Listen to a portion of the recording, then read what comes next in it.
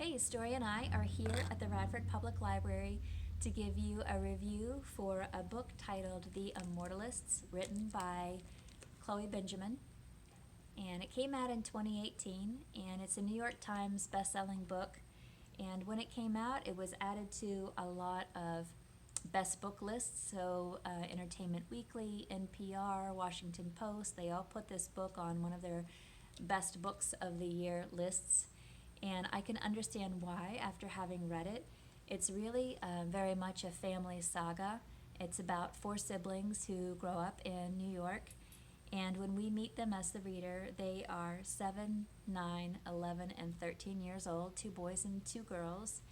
And they're the Gold siblings. So we have Simon, who is 7, and Clara, who is 9, Daniel, who's 11, and Varya, who's 13. So when we meet them, they are going to meet a psychic, and this psychic's forte, their specialty, is predicting your date of death.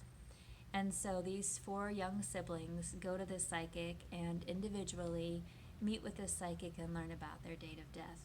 And so the story is very much about how that prediction impacts them and the choices they make as they grow older. And so this book spans about 50 years, and you see each of these siblings grow older, and the ways in which this information, this expectation of a date of death, impacts the choices that they make and the ways that they live their lives. And so I think what Chloe Benjamin does with this book is really outstanding. First of all, I loved the way that she depicts so beautifully and so aptly the relationships between the siblings and the way they change over time, who is closest to whom, who irritates whom, just the ways that they influence each other and how they look up to each other and how different, of course, they are, as siblings often are in many ways.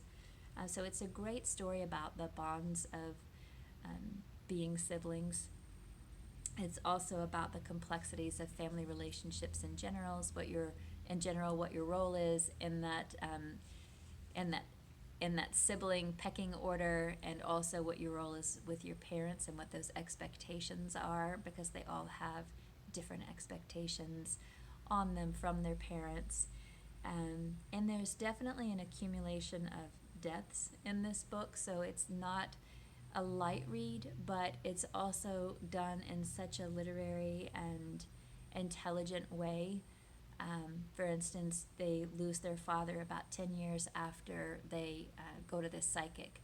And so that's a catalyst for them to, for the first time, talk about their visit with the psychic, because they were all so stunned when they went the first time to the psychic that they didn't really talk about it. And so 10 years later, at their father's funeral, they discuss it.